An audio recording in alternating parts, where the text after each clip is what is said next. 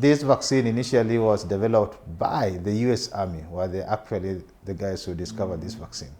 Their interest was to develop this vaccine for adults.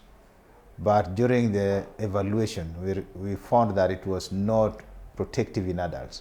And later on, came to be proven that it was only effective in children who are between the age of 6 months to 2 years. That's where it had the greatest efficacy and greatest impact. And that's why it is being given to that group, because you cannot give it to a population where you have not proved that it is going to be effective.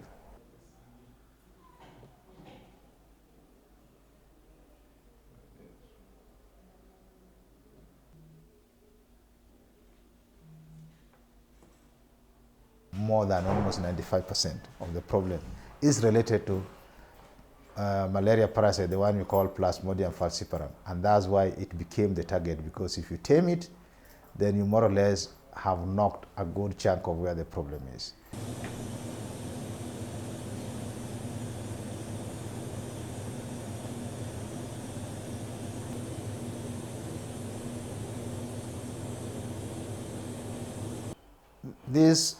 The malaria species that we are dealing with is the one that causes most of the deaths and most of the disease.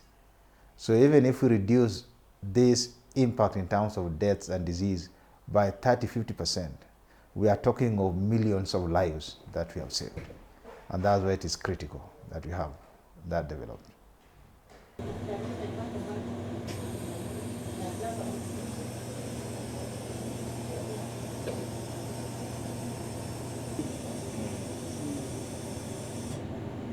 We know that malaria has been a problem, giving us losses in terms of lives and even resources.